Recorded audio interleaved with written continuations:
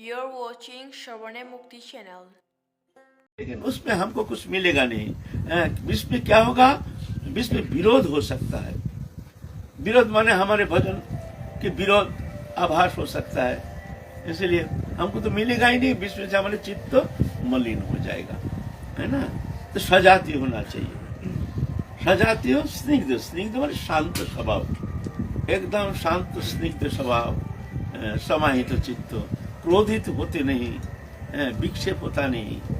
कोई प्रश्न करने से, पक्ष प्रतिपक्ष करने से भी उसके विक्षेप होता नहीं, शांत स्वभाव, ऐसे गुण होना चाहिए। नहीं तो कोई प्रश्न कर दिया, कोई प्रश्न नाराज हो गया, कुछ ऐसे जवाब दे दिया जिससे जो प्रश्न करता है वो दुखी हो गया, है ना। महत्तर, महत्तर माने वो भजनशील होना जरूरी है। भगवत कथा कहने से थोड़ी होता है। भगवत कथा अप्राकृत चिन्मय कथा, प्रेममय कथा, इंद्रियातीत, गुणातीत, लोकातीत, अनुभव वेद्य कृपा साध्य वस्तु, चिद वस्तु, उस विषय तुम शब्द के द्वारा, वाणी के द्वारा तुम प्रवचन करना चाहते हो, वह अनुप्रवेश है नहीं, ऐसे थोड़ी होता है ना। इसलिए महत्तर माने उनके भजन में प्रवेश होना चाहिए, उस अनुभव होनी चाहिए, भगवत कृपा उन पर होनी चाहिए, है ना। इसे कहते हैं महत्तर, महत्तर होना चाहिए। भजन करते नहीं है, सारा दिन में भजन कर, माला करने का या जप ध्यान धारणा उपासना स्तव स्तुति वंदना, कुछ करने का समय नहीं। सारा दिन घूमते रहते हैं, कथा प्रवचन में जाते हैं, शब्द शैली कुछ अच्छा है, शब्द कथा शब्द प्रयोग करने में निपुण है, शब्द शैली अच्छा है, कंठ अच्छा है, मनोरंजन करने में समर्थ है, कुछ गाना बजाना कीर्तन कीर्तन इत्यादि दे करके, चुटकुला आदि दे करके एक मनोरंजक अनुष्ठान करते हैं, और हम भी जा करके उसमें शामिल हो जाते हैं। वाह बहुत सुंदर, वो बाजा वाला बहुत बियाला वाला बहुत सुंदर था, इतना सुंदर बियाला उन्हें ना कंठ लगाया ना, वो भी बहुत सुंदर था। तबला वाला भी बहुत अच्छा था। जब कथा सुन के आते हैं तो हम ऐसे समालोचना करते हैं। वक्ता भी बड़ा अच्छा बोलते हैं, अच्छा है ना। तो उसमें एक मनोरंजक अनुष्ठान होता है, ठीक है, अच्छा है, ऐसे हम दोष दर्शन नहीं कर रहे हैं, लेकिन उसमें साधक के लिए जो भजन करना चाहते हैं उनके लिए विशेष मिलने का संभावना है नहीं। मात्र अनिंदुक, किसी का निंदा नहीं करते, किसी का निंदा नहीं, ये चार गुण होना चाहिए, है ना। अब वक्ता का संबंध में बात आया, थोड़ा सा कहना चाहते हैं महाप्रभु के बाद, फिर भी थोड़ा सा शास्त्र में कहते हैं, सराग निराग वक्ता दिविद परिकीर्तित, सराग कामी लोलुप तत्कथा रीत न संस्पृशित, उपदेश करते व न आचरण करते चो अपरिक्योपदिष्ट जत लोक नाशय भवित। ऐसे हमारे पुराण में कहते हैं। वक्ता दो प्रकार का है, एक सराग वक्ता, एक निराग वक्ता। सराग वक्ता है कामी लोलू, चाहते हैं पहले तो कॉन्ट्रैक्ट हो जाता है, कितना पैसा दोगे, इतना पैसा देना पड़ेगा, साजा बाजा लेकर के इत्यादि डिमांड करते हैं, इससे कम से कम होगा नहीं, हमारे द्वारा होगा नहीं। ऐसे पेट प्रणामी कैसे आ रहा है, कैसे दे रहे हैं, कोई बड़ी सीट आ रहा है तो बड़े प्रसन्न हो जाते हैं। कथा बंद करके आइए शेठ जी, बैठा दो शेठ जी को। ये सराग वक्ता जो है, इनका चाहिए कुछ वस्तु चाहिए, पैसा चाहिए, सम्मान चाहिए, इज्जत चाहिए। हम जैसे, हम दूसरे की बात नहीं करते, हम जैसे दूसरे के बात हम ये कटाक्ष मत सोच लीजिए, हम जैसे भी दो चार वक्ता तो मिल जा सकता है, नहीं मिले तो बहुत अच्छा है। तो ये सराग वक्ता जो है, इनका उद्देश्य है धन कमाना, प्रतिष्ठा। हमारे कथा दो चार जन चले जा रहे हैं तो मन बड़ा खिन्न हो जाता है कि कथा में ठीक मजा नहीं आ रहा, तो मनोरंजन के लिए नाना प्रकार प्रतिष्ठा, नाना प्रकार गाना बजाना कीर्तन आदि सूर, ये सब दे करके बड़ी मनोरंजक अनुष्ठान होना चाहिए। नहीं लोग बैठेगा नहीं, उसके लिए कौन सा उपाय अवलंबन किया जाए, उस पर ध्यान ज्यादा रहता है, लोकरंजन।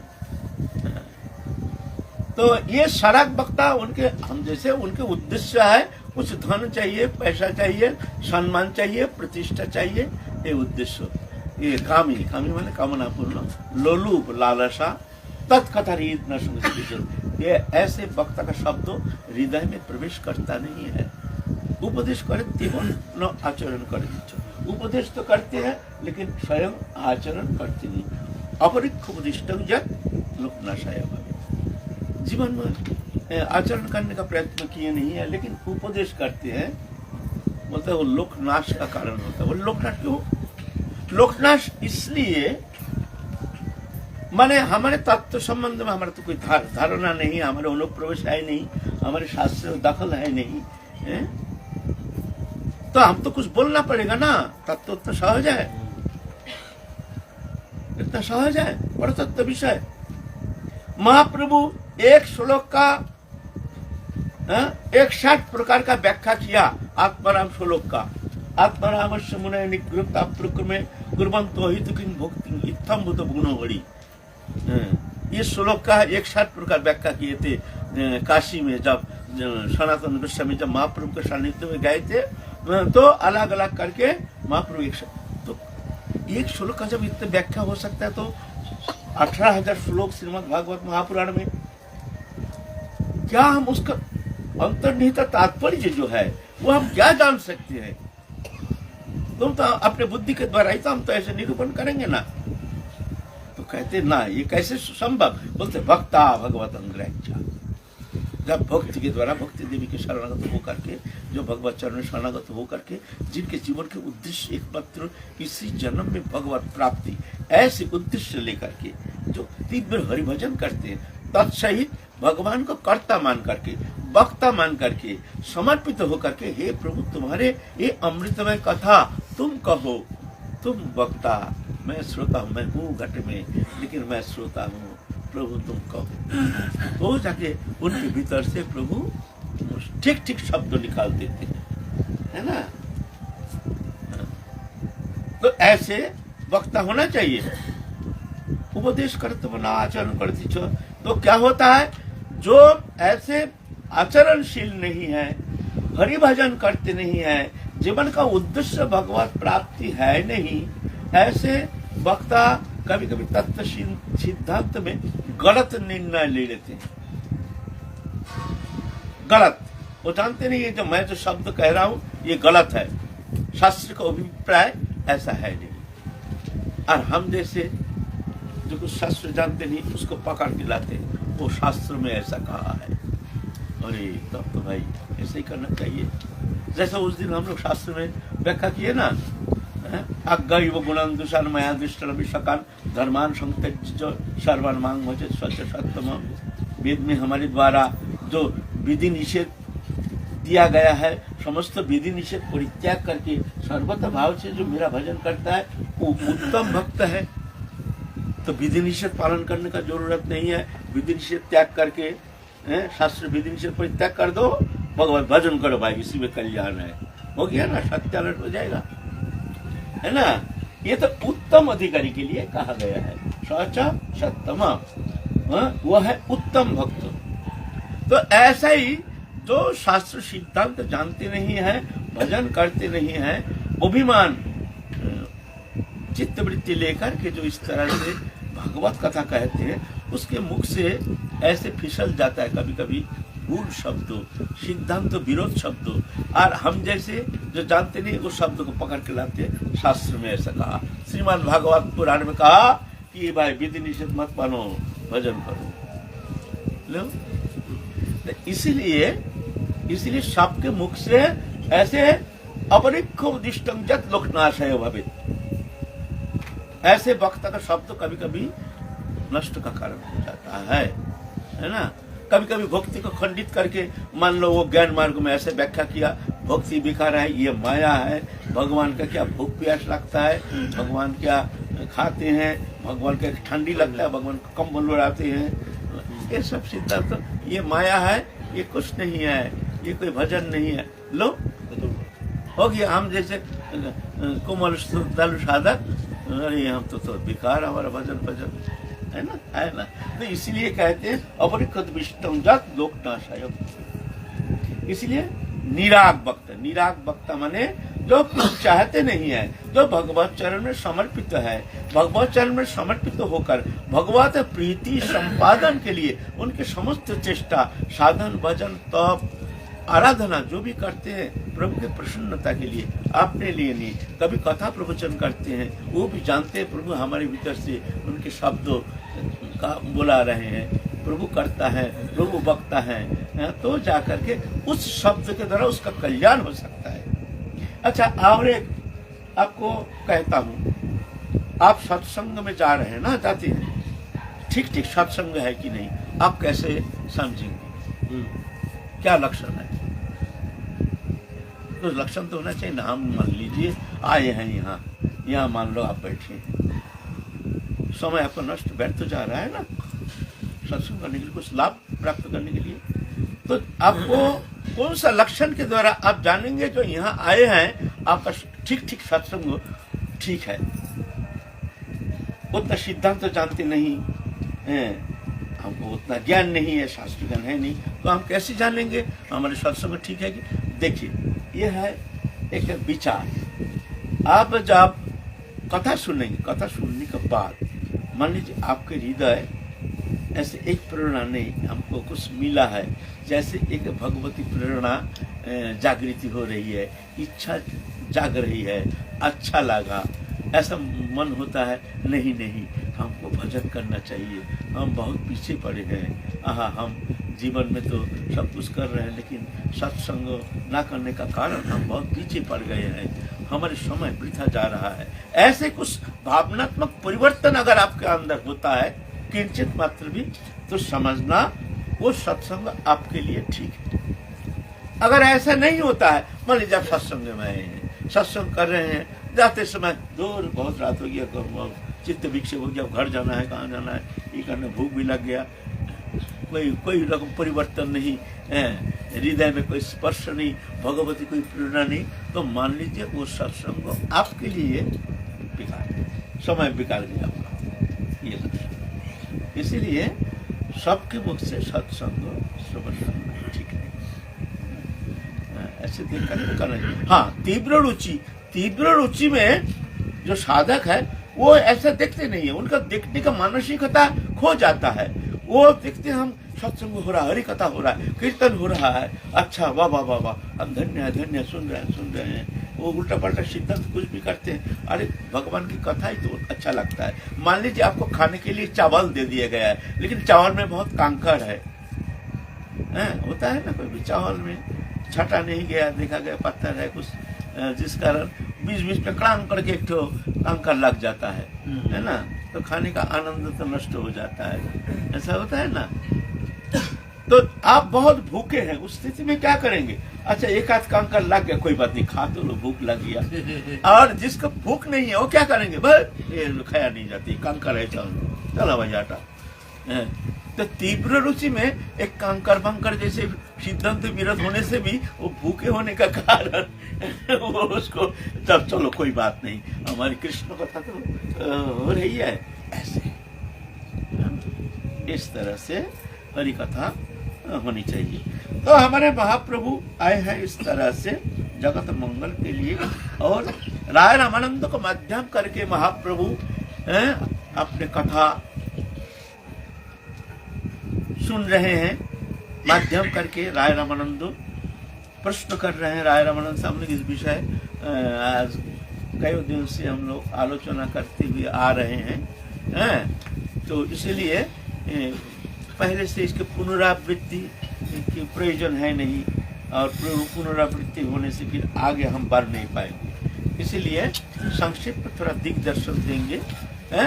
महाप्रभु संन्यास लेके आए हैं दक्षिण भारत में गोदावरी नदी के किनारे में विद्यानगर नामक स्थान, जहाँ विराजमान है राय रामानंद, राजा प्रतापरुद्र के मंत्री, प्रधानमंत्री, बहुत प्रेमी संत हैं। तो महाप्रभु उनके नाम सुन करके आए हैं। राय रामानंद भी महाप्रभु के तिजपुंज कलेवर देख करके मोहित हो गए। ऐसे भौतिक जीवन में ऐसे देखिए, ये चेहरा ऐसे है ना, चेहरा मनुष्य का मन का एक दर्पण है। चेहरा के द्वारा पहले फर्स्ट अपियरेंस देखने से ही पता चलेगा आदमी कैसा है ना। ये एक पहला तो एक छाप लग ही जाता है, इसलिए कहते हैं face is the indication of mind. Face indicate करता है वो व्यक्ति कैसा है ना। तो इंडिकेट करता है, ऐसा नहीं एक दुर्जन देखने से आपको मन होगा जैसे ये हट जाए यहाँ से, अच्छा नहीं लगता है उसको, कुछ नहीं, आपसे परिचय नहीं, आप जानते भी नहीं, वो भी आपको जानता नहीं, आपका बगल में बैठा है, देख करके मन हट जाता है, ये उड़ जाए तो अच्छा है ना। ऐसा ये क्या है, ये ऐसा ही है, उसको इंडिकेट करता है ना। तो महाप्रभु के ऐसे दिव्य दर्शन है। अच्छा, तेजपुंज कलिवर देख करके एकदम राय रामानंद तो एक भाव विभावित तो होकर के एकदम चमत्कृत हो गए। महाप्रभु का आदर करके अपने घर ले गए, वहां जाके आसन प्रदान किए। उसके बाद प्रभु आप आदेश कीजिए मैं आपके किस तरह से सेवा कर सकता हूँ। तो महाप्रभु उनके बहुत व्यवहार के बाद वचन के द्वारा उनके प्रसन्न चित्त इसे विभावित करने के बाद कहते हैं आप साध्य साधन तत्व संबंध में हमको सुनाइए, श्रेष्ठ साधन तत्व क्या है। तो राय रामानंद प्रथम स्टेज से आप आगे बढ़ रहे हैं। साधन में जो सबसे उत्तम स्थिति, ये कौन सा स्थिति अच्छी है, बहुत प्रकार साधन है। हमारे सनातन धर्म में बहुत प्रकार साधन मार्ग है, कर्म मार्ग, ज्ञान मार्ग, योग मार्ग। योग जिसके द्वारा भगवान से मिलन होता है उसको कहते हैं योग। योग माने मिलन, दो शब्द का एक हो जाता है तो योग कहते हैं। 2 + 2 4, एक शब्द एक गणित अंक हो गया ना। ऐसे ही योग कहते हैं, योग माने परमात्मा जीवात्मा का मिलन। तो जिस क्रिया के द्वारा होती है उसको योग कहा जाता है।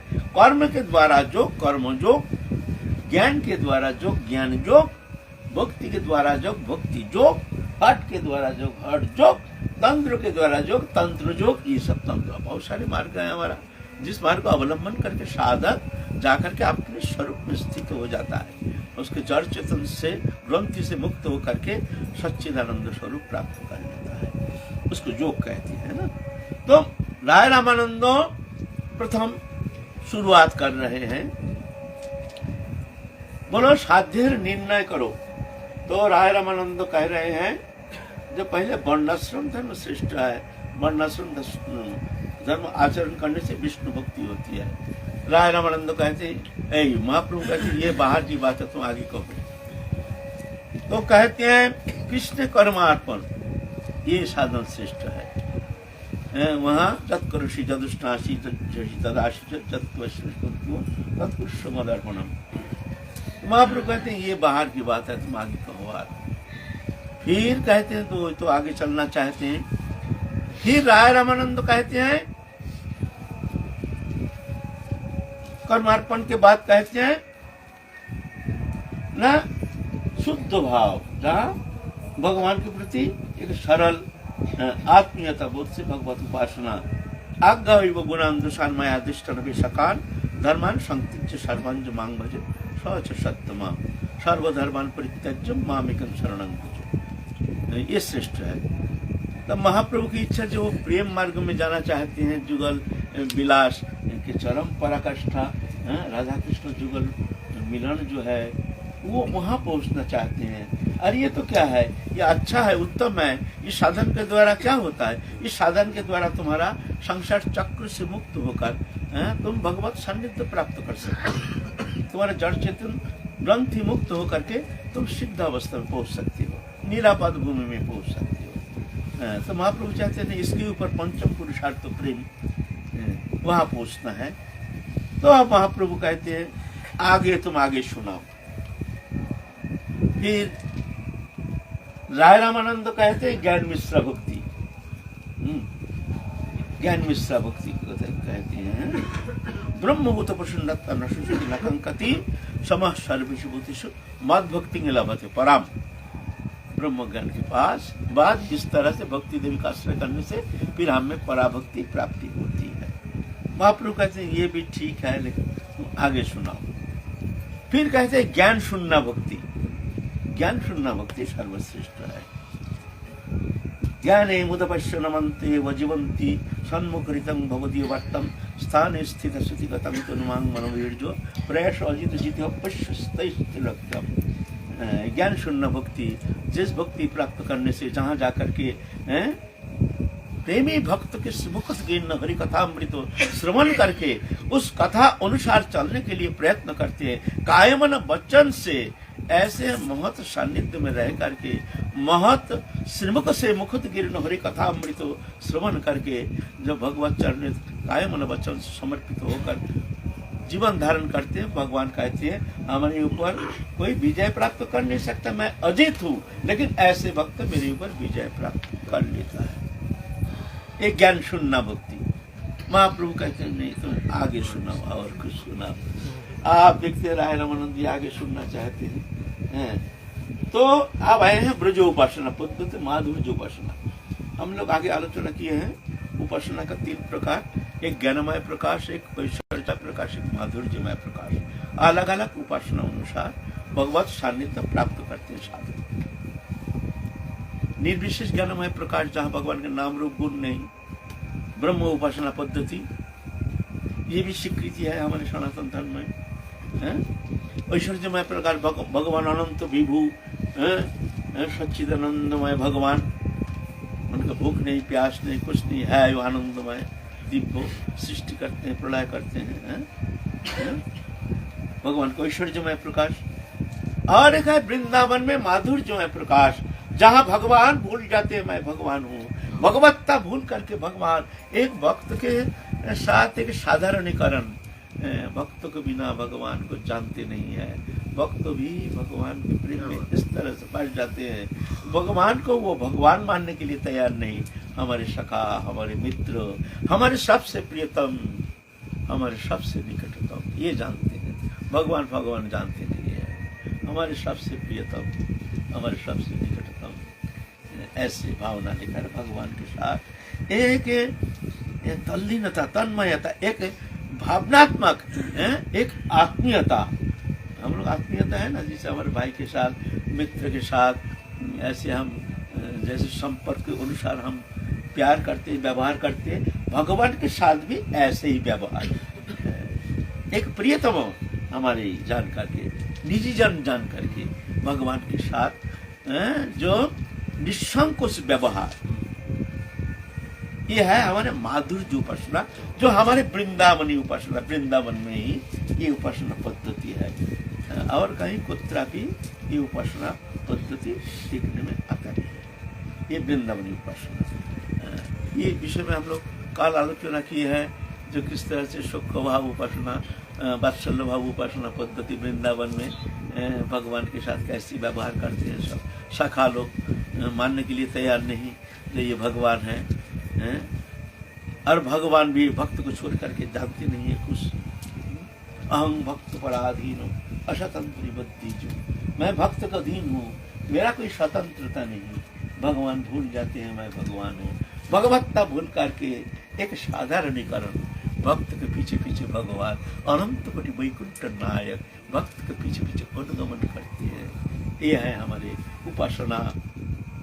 निरपेक्षं मुनिं शान्तं निर्वैर समदर्शिना अनुव्रजमहं नित्यं पीत्रं ह्रीरेणुभिः। भगवान कहते हैं निरपेक्ष, मुनि, शांत, निर्वैर, समदर्शी, ऐसे जो भक्त जहाँ से चले जाते हैं मैं उसके पीछे पीछे अनुगमन करता हूँ। क्यों न, वो जहाँ पे उनके चरण चिन्ह रखते, मैं वहां से उनकी चरण रेणु लेकर के मैं अपने अंग में लेपन करता हूँ, और मैं अपने को पवित्र मानता हूँ। ये मैं नहीं कह रहा हूँ, ये हमारे ऊपर मत कहिए। श्रीमद् भागवत पुराण कहते हैं, भागवत पुराण कहते हैं, ये है हमारे प्रेममय, हमारे परम प्रेमास्पद, हमारे सबसे प्रियतम, सबसे निकटतम, हमारे निजी जन, जिनके प्रेम की एक छटा मात्र प्राप्त करके घर संसार सब प्रियजन सब छोड़ छाड़ के मिला नहीं, एक आभास मात्र प्राप्त हो करके दुनिया के जगत के समस्त संबंधों, समस्त देहोदेही वस्तु विषय के प्रति जो आसक्ति सब परित्याग करके जंगल चले जाते हैं। अनिर्दिष्ट एक क्या कौन सा वस्तु प्राप्ति का आशा लेके, ये भी जानती नहीं है मैं कहाँ जा रहा हूँ, मेरे को क्या चाहिए। प्रेम में इस तरह से सब भुला देते हैं। ये है हमारे ब्रज उपासना पद्धति, है ना। ये माधुर्य उपासना, वृंदावनी उपासना। तो यहाँ पहले दासरस, दास प्रभु है, मैं दास हूँ, ऐसे भावना लेकर उपासना। फिर सुखरस, सुखरस कृष्ण हमारे सखा है, हमारे मित्र है। वहाँ निसंकोच, कोई लज्जा नहीं, कोई संकोच नहीं कि ये भगवान है, ऐसे नहीं। इस विषय हम लोग आस्वादन किए हैं, आलोचना किए हैं। जो एक बार कृष्ण ने सखा को बुला करके कहे, देखो भाई तुम तो जानते हो हम भगवान हो, हमसे कुछ बड़ मांगो, मैं तुम लोगों को दिखाने के लिए, देने के लिए तैयार हूँ। तब ऐसे हंसी उड़ाए भगवान का, ऐसे मजाक किए जो भगवान को पागल कर दिए, है ना। मारने के लिए तैयार नहीं। वो तो तुम लोग देखा है, मैं अगासुर को मारा हूँ, बकासुर मारा हूँ, तुम लोग देखे नहीं है। बोले भाई तू कुछ नहीं किया है, तेरे भीतर एक ऐसे उपल्ला के चक्कर, उस उपल्ला है, मैंने ऊपर का कोई ग्रह नक्षत्र, वो आके इस तरह से तेरे ऊपर सवारी होके करता है। तू तो नहीं करता है, तू क्या करेगा, तू हमसे कुश्ती लड़ेगा, लड़ ले, देख ले।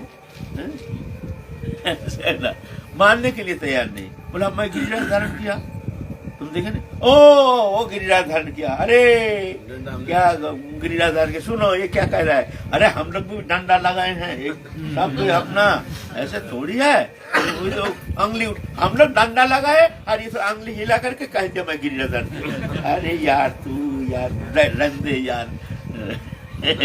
ऐसे कृष्ण के प्रति ऐसे भावना, ऐसे प्रियतम भावना मानने के लिए तैयार नहीं जो ये भगवान है ना। फिर शक्कर रस के बाद है वात्सल्य रस। वात्सल्य रस में जहाँ जाकर के कृष्ण को अपने पुत्र मान करके उनके शासन करते हैं, तारण करते हैं, भाषण करते हैं। इस तरह से लालन पालन ये एक अद्भुत भगवान को अपना मान करके, अपना पुत्र मान करके उनके प्रति एक वात्सल्योचित एक व्यवहार, ये है वात्सल्य उपासना। ये भी हमारे ब्रज में ये ब्रज उपासना है। भगवान भूल जाते हैं, भगवत्ता भूल करके रोते रोते माँ के गदी में जाकर के बैठ जाते हैं, और माँ भी बड़ा आदर के साथ उनको ले करके अपने अमृत रस स्तनपान कराते हैं। ऐसे तो ये जो वात्सल्य रस, ये वृंदावनी उपासना पद्धति है। आप महाप्रभु कह रहे हैं ये तो उत्तम, बहुत सुंदर तुम्हारे मुख से, ये तो शास्त्र के द्वारा भी विभिन्न भाव से वर्णन किए हैं राय रामानंद संवाद में। महाप्रभु कहते ये उत्तम है, बहुत सुंदर, लेकिन इसके ऊपर और कुछ सुनो। आप बोलते हैं कांता भाव। कांता भाव माने पहले शांत, दास्य, सुख, वात्सल्य, मधुर, पंच रस की उपासना। शांत भाव है जहाँ भगवान की भूख प्यास नहीं है, भगवत्ता बोध। जहाँ भगवान है, भगवान का भूख प्यास तो नहीं है, तो भगवान का सेवा का क्या आवश्यकता है, ये शांत भाव। सनक सनंद सनातन सनत कुमार आदि जो है, ये शांत भाव की उपासक है सगुण ब्रह्म की उपासक है, लेकिन यहाँ शांत भाव, ये भाव से भगवान का कोई सेवा मने हुई, उनकी भूख प्यास नहीं है, भगवान का एक आनंदमय स्तव स्तुति वंदना ऐसे करते नहीं है शांत रस को। लेकिन ब्रज में तो दास्य, सुख, वात्सल्य, मधुर, चार उपासना की श्रेष्ठता। दास्य रस का भी उतना श्रेष्ठता नहीं है, ये द्वारका में ज्यादा है। और वृंदावन में सुख, वात्सल्य और मधुर उपासना, माधुर्य उपासना। माधुर्य माने समस्त इंद्रिय के द्वारा अपने प्रेमास्पद कृष्ण को सुख संपादन की चेष्टा, अपने लिए नहीं, अपने सुखानुसंधान के लिए किंचित मात्र चेष्टा नहीं, इच्छा हमारे प्रेमास्पद कृष्ण जो है, बस उनके सुख संपादन, समस्त इंद्रिय के द्वारा कृष्ण सुख तात्पर्य में सेवा। ये जो है माधुर्य उपासना, ये ब्रज में ऐसे कांता भाव के अंदर भी शकीय है, परोकीय भाव है। गौरीय उपासना पद्धति में परोकीय भाव की श्रेष्ठता प्रतिपादन करते हैं। परोकीय भाव से रस की अधिक उल्लास है, वही राधा कृष्ण कोई अलग नहीं है, वही स्वरूप शक्ति की विस्तार। यहाँ जो सपक्षा, विपक्षा, सुरित पक्षा, तटस्थ पक्षा, 4 पक्ष है राधा रानी की जो शैलियां है, माधुर्य रस उपासना पद्धति। एक है संभोगेच्छामयी, एक है तद्भावेच्छामयी, एक है तदीयतामय, एक है मोदीयतामय। तदीयतामय माने मैं तुम्हारे हूं। कृष्ण किससे कैसे भाव, ये नायिका जो है, ये नायिकाओं के भाव कैसे है, तदीयतामय माने मैं कृष्ण की हूँ। कृष्ण जैसे चाहते हैं ऐसे ही मैं उनके सुख संपादन करती हूँ, करने के लिए तैयार हूँ। तदीयतामय, चंद्रावली आदि ये सब तदीयतामय है ना। और हमारे राधा रानी है मदीयतामय, कृष्ण मेरी है, मैं जैसे कहूंगी ऐसे करना चाहिए, ऐसे ये अधिकार इतना राधा रानी की प्रेम की चरम पराकाष्ठा मदीयतामय। ये राधा रानी की जो प्रेम है मदीयतामय। तो ब्रज में ये जो ब्रज कांता है, ये कोई प्राकृतिक जगत का कोई प्रेम नहीं है। प्राकृतिक जगत में जो इस विषय हम लोग आलोचना किया है, की दर्शन दे रहे हैं। प्राकृतिक जगत का प्रेम जो है ये शरीर संबंधी है, आत्म संबंधी नहीं है, शरीर से संबंधित है। शरीर को सुख देता है इसलिए मैं प्रेम दिखाता हूँ, प्रेम वास्तविक है नहीं। जब तक सुख मिलता है तब तक जाके मैं उसको प्रेम करता हूँ, दिखाता हूँ मैं तुमको प्रेम करता हूँ, वास्तव में ऐसा नहीं है। हम उस शरीर के माध्यम से कुछ सुख प्राप्त करना चाहता हूँ, तो जाकर के मैं दिखाता हूँ मैं बहुत प्रेम करता हूँ। बस उस सुख पे कभी बाधा आ जाती है या मिलना बंद हो जाता है तो जाके फिर जाके उसके साथ कोई संबंध नहीं। पुत्र है, पुत्र को भी हम अलग कर नहीं, ये पुत्र हमारा नहीं, ये हमारा नहीं, परित्याग कर देते हैं, है ना। स्त्री पति को त्याग कर देते हैं, पति स्त्री को त्याग कर देते हैं। ऐसे क्यों ना, जब देखते उसके द्वारा हमारे सुख प्राप्ति की कोई संभावना नहीं तो जाके वो मानने के लिए तैयार नहीं है। ये सुख जो है ये है स्वार्थ समन्वित है और देह संबंधी। शरीर और आत्मा दोनों अलग है।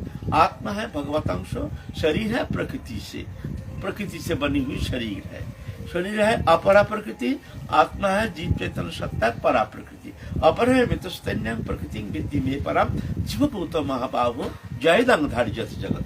ये अपरा प्रकृति वो है ये शरीर, नाम रूपात्मक, स्थूल नाम रूपात्मक जिसका नाम है रूपमय, और परा प्रकृति है चेतन जो क्रिया के द्वारा पहचान होता है, और अपरा प्रकृति रूप के द्वारा पहचान होता है। शरीर दिखता है यह अपरा प्रकृति, आत्मा दिखता ही नहीं है लेकिन वो चल रहा है बोल रहा है तो हाँ जिंदा है। जिंदा है माने वो है, अभी परा प्रकृति उसमें है ना। क्रिया के द्वारा बोध यह है परा प्रकृति, और रूप के द्वारा बोध नाम रूपात्मक दृश्यमान जगत यह है अपरा प्रकृति। दोनों मिलकर के जीव चैतन्य सत्ता खेल रहे हैं संसार चक्र में। ये जो शरीर में तदात्मता के कारण, शरीर प्रकृति है, शरीर मैं नहीं हूँ, लेकिन शरीर में तदात्मता के कारण, स्वरूप विस्मृति के कारण, स्वरूप माने मैं भगवान का हूँ, भगवान मेरे हैं, भगवान से हमारा नित्य संबंध पहले था, अभी है, पीछे रहेगा। किसी भी अवस्था में पलक के लिए अलग होना संभव नहीं है। शरीर के साथ हमारा संबंध था नहीं, है नहीं, होगा नहीं, होता नहीं, स्वप्नवत। लेकिन फिर भी माया प्रकृति उस पे जाकर के तदात्मता के कारण वो मान लिया मैं शरीर हूँ। यह है भ्रम, यह है माया। ये शरीर में आत्मबुद्धि संसार चक्र में भ्रमित होने का मूल कारण जड़ है। संसार क्या है, इसका जड़ कहाँ है?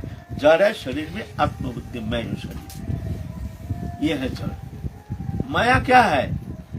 दृश्य माने जगत माया है, तो स्त्री माया है, तो स्त्री संपर्क में कभी गए नहीं तो स्त्री माया मुक्त हो। धन माया है, कामिनी कांचन माया है, तो भिखारी वो रास्ते पड़ा है, कामिनी कांचन तो है नहीं, पैसा कौड़ी है, तो कांचन माया मुक्त हो। बोले स्त्री भी माया नहीं, कांचन भी माया नहीं, तो माया क्या है? बोले दृश्य माने जगत माया है, दृश्य माने जगत माया है। बोलते हैं जिसने अंध जन्मांध है तो उसने माया मुक्त क्यों देखा ही नहीं, पूरे जगत को देखा ही नहीं, तो वो तो माया मुक्त होना चाहिए। बोले ना, फिर भी नहीं। तो माया क्या है? सब भूल, ना कंचन माया, ना कामिनी माया, जगत माया, सब भूल व्याख्या करते हैं, गलत, एक भी माया नहीं। माया का जड़ कहाँ? काया ही माया। इस शरीर में आत्मबुद्धि ये है माया का जड़। ये माया दुश्मन माया नहीं कि संसार छोड़ के जाने से तुम मुक्त हो जाओगे, ऐसा थोड़ी है। दुश्मन जगत माया नहीं, घर दुकान माया, ये सब माया नहीं है। इसमें जो हमारी वासना, हमारी जो कामना, ये है माया का जड़। वासना ही माया, और वासना का जड़ है क्या? शरीर में आत्मबुद्धि, आत्मबुद्धि के कारण वासना, ये है बंधन। तो मूल है, जड़ है, ये शरीर मैं हूं, मैं मेरा, ये है माया। और मुक्ति क्या है? तू तेरा, ये है मुक्ति। सब तू है, तेरा है, बस हो गया। तो भगवान जो वहां लीला करते हैं वहां ऐसा नहीं है, वो सच्चिदानंद स्वरूप भगवान का, यह बहिरंग माया शक्ति, वहाँ अंतरंग माया शक्ति, वहाँ ललिता आदि, राधा आदि जो भी उनके भगवान की जो आनंददायिनी शक्ति है, ये सब स्वरूप शक्ति है। शक्ति तीन प्रकार, स्वरूप शक्ति, जीव शक्ति, माया शक्ति। स्वरूप शक्ति चिन्मयी शक्ति, भगवान शक्ति शक्तिवान अभिन्न, स्वरूप शक्ति और भगवान अलग नहीं। स्वरूप शक्ति का तीन भेद, संदिनी, संबित, आह्लादिनी। संदिनी संबित की तरह भगवान स्थान, आसन आदि ये सब सृष्टि करके चिन्मयी लीला करते हैं। संबित शक्ति चेतन शक्ति, अनुभव शक्ति, यह संबित शक्ति, ऐसी कहते हैं चित्त शक्ति। और आनंद जो है, आनंददायिनी शक्ति, इसको कहते हैं आह्लादिनी। तो संदिनी संबित आह्लादिनी, सत चित आनंद, त्रिशक्ति के मिलन से भगवान सच्चिदानंद विग्रह, ये सच्चिदानंद का खेल है। लेकिन जीव जो माया जगत में भ्रमित हो रहे हैं, ये माया का खेल है, बहिरंग माया शक्ति। जीव है तटस्थ शक्ति और संसार है ये माया शक्ति, है ना। तो वहां से इसका कोई तुलना हो नहीं सकता है। वहां जो आनंद लीला, उस चिन्मय लीला, वो स्वरूप शक्ति के द्वारा वो लीला प्रकटित करते हैं। नाहं प्रकाश सर्वस्व जोगमाया समावृता मूढ़ोऽयं न विजानाति लोकमं अजम अव्ययम। ये मूढ़ व्यक्ति जान नहीं सकता है चिन्मय लीला। तो ये जो माधुर्य लीला, वह भगवान स्वरूप शक्ति के साथ वो लीला प्रकटन करके भगवान दिव्य आनंद लीला अनुभव करते हैं। वो जो ललिता आदि सखी आदि, विपक्षा सखी, चंद्रावली आदि, सभी राधा रानी का स्वरूप बहुत जानते नहीं है, तर्क करते हैं जो ये परकीय राशि अवर कैसी है, रहस्य एक ही है। लेकिन इस तरह से जोगमाया के द्वारा आस्वादन करते हैं। ये आस्वादन की चमत्कृति जो है, वो परकीय में जो चमत्कृति है, स्वकीय में ऐसा होना संभव नहीं है ना। स्वकीय में ये संभव नहीं है। इसीलिए, और ये स्वकीय कौन है? ये चंद्रावली जो विपक्ष सखी है, राधा रानी की विपक्ष, ये साक्षात राधा रानी और कोई नहीं। लीला विनोद के लिए चंद्रावली रूप में वो साक्षात राधा रानी होगा। विश्वास नहीं होता, सहस्र नाम खोल के देखिए। चंद्रावली, चंद्रकेशी, चंद्रप्रम तरंगिनी, समुद्र मथन अद्भुत, समुद्र जलवासिनी, ये सब राधा रानी का नाम है। जो जोटिला कुटिला, वो जो विपक्षा, वही जो तुम्हारा लीला में जो परकीय रस सासुरी जोटिला कौन है? राधा रानी। वहाँ राधा रानी छोटिला कुटिला नीला नीलांबर विदात्री नीलकंठ प्रिय तथा भोगिनी भागिनी भोग्गा कृष्ण भोग्गा भगेश्वरी, भगेश्वरी वाला राधा कांत कांत नितंबिनी, राधा रानी सहस्र नाम में देखिए। ये ऐसे लीला है चिन्मय लीला, वहां राधा कृष्ण छोड़ करके और कोई शक्ति का वहां अनुप्रवेश है नहीं। देखने में लगता है जैसे परोक्य पर नामक शब्द वह है ही नहीं है। वहां परनाम मत्ता परतरंग नान्यत कीर्तिदस्य धनंजय मयि सर्वमेदं प्रक्तल सूत्र मणिगणाइवो अहं सर्वस्व प्रभव वत्ता सर्वं प्रवर्तते इति वत्ता भजन्ते मां बुधा भाव समन्विता। वहां तो भगवान की लीला, लेकिन यहाँ वहां प्रवेश करना इतना सहज नहीं है। भगवत कृपा से ही प्रवेश हो सकता है, तभी जाके चित्त उसका शांत हो सकता है, नहीं तो तर्क वितर्क में फंसने से वहां प्रवेश होना कदापि संभव नहीं। तो यहाँ राय रामानंद वो माधुर्य लीला रस की श्रेष्ठता प्रतिपादन करते हैं। जैसे मान लीजिए शब्द स्पर्श रूप रस गंध, ये पास तन्मात्र है ना, एक एक तन्मात्र के गुण दूसरा में मिलता है जाकर के। जैसे आकाश के गुण शब्द, आकाश में और कोई गुण है नहीं है।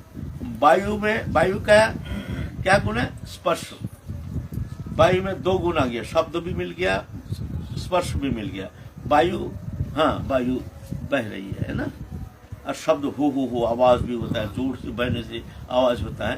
तो शब्द स्पर्श दो गुण, उसका देखा नहीं जाता है, वायु देखा नहीं जाता है। शब्द स्पर्श रूप, अग्नि में है तीन गुण, शब्द स्पर्श रूप। अग्नि में शब्द है, स्पर्श है, इस जगह कोई आग जला देने से गर्म, अरे भाई अग्नि जल रही है, स्पर्श है। रूप भी है, फिगर दिखता है, अग्नि दिखता है। तो अग्नि में तीन गुण है, शब्द स्पर्श रूप, लेकिन रस नहीं है। अब पानी में आया रस, शब्द स्पर्श रूप रस, इसमें चार गुण है। शब्द पानी में आवाज होता है, शब्द स्पर्श डालने से तो हाँ भाई पानी फेंक दे कोई हमारे शरीर में। रूप जल दिखता है, और उससे जीवा में देने से स्पर्श भी है, रस भी है पानी का। अग्नि में रस नहीं है, वायु में रस नहीं है, ऐसा है ना। तो शब्द स्पर्श रूप रस, ये चार गुण है पानी में, और पृथ्वी में पांच गुण है। शब्द है, स्पर्श है, रूप है, रस है, फिर गंध भी है पानी का, ये गंध। ऐसा ही माधुर्य उपासना एक एक, जैसे शक है, शब्द स्पर्श रूप रस गंध। जैसे दास्य भाव, दास्य में शांत भाव का गुण है। सुख भाव, सुख में शांत भाव है, दास्य भाव है, सुख भाव एक्स्ट्रा है। वात्सल्य भाव में शांत, दास्य, सुख, वात्सल्य चार गुण है। फिर माधुर्य में सुख, शांत, दास्य, सुख, वात्सल्य और एक मधुर। जैसे पांच तत्व से मिलन से जैसे पंच तत्वात्म की पृथ्वी, ऐसा ही वो समस्त रस के समाहार है माधुर्य में। ये माधुर्य इसलिए सर्वश्रेष्ठ है, इसमें चारों गुण के समाहार है। वो है कांता प्रेम। कांता प्रेम है सर्वोपरि, जहाँ कृष्ण के साथ अणु परमाणु समस्त अंग दे करके कृष्ण को सुख देने के लिए, कृष्ण सुख संपादन के लिए समस्त चेष्टा। कैसे हमारे प्राण किशोर, हमारे प्रेमास्पद कृष्ण ठाकुर जी कैसे सुखी हो सकते हैं, उनके सुख के लिए समस्त चेष्टा जो है, यह है माधुर्य उपासना। ये माधुर्य सर्वोपरि है। ये ब्रज में यह है माधुर्य। ये जो गोपियां है, ये गोपियां कोई साधारण महिला थोड़ी है ना, जीव कोटि का है, जीव कोटि है ही नहीं, जीव कोटि का वहाँ प्रवेश ही है ही नहीं। वहाँ तो स्वरूप शक्ति है, स्वरूप शक्ति राधा रानी जो है मूल अद्या शक्ति, देवी कृष्णमयी राधिका पर देवता, सर्व लक्ष्मीमयी सर्वकांति सन्मयिनी परा राधा रानी है। राधा रानी की अंश है। ललित विश्व विश्व चित्रवाणिनी, जितेंद्रिय शुद्ध सत्ता, कुलेना कुल दिव्या, दिव्य प्रिय दिव्यदात्री, विमला विमला दुखा, ईश्वर राधा रानी का नाम है। ललित की ईश्वर राधा रानी की अंश है ना।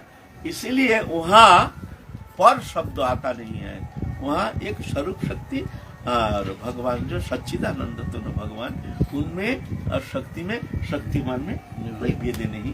लेकिन लीला के चरम आनंद आस्वादन जो है परकीय रस में जैसे है, ऐसे और कोई रस में होना संभव नहीं है ना। तो हम लोग फिर आगे चलेंगे। महाप्रभु कहते तुम्हारे पास हमने बहुत सुन लिया, बड़ा आनंद है, अच्छा इसके ऊपर और कुछ सुना तो बोले इसके ऊपर भी सुनना चाहते हैं। भाई ऐसे तो धरित्री में ऐसे कोई रसज्ञ श्रोता तो हमने कभी देखा नहीं, सुना नहीं, इसके ऊपर भी सुनना चाहते हो। तो अब राधा तत्व कृष्ण तत्व संबंध में आलोचना करेंगे राय रामानंद और महाप्रभु, राधा प्रेम और कृष्ण प्रेम। खैर ये तो बहुत कठिन चैप्टर है, हमारे तो वहाँ अनुप्रवेश तो किंचित मात्र है नहीं, फिर भी हमारे आचार्य ने जिस तरह से वो रस आस्वादन करके उनके चोरबित चर्बन किंचित धारण करके हम कोशिश करेंगे उस विषय में थोड़ा आलोचना करने का। हम लोग काल पे चलेंगे आज तो ही। जय जय Shri. Subscribe to our YouTube channel.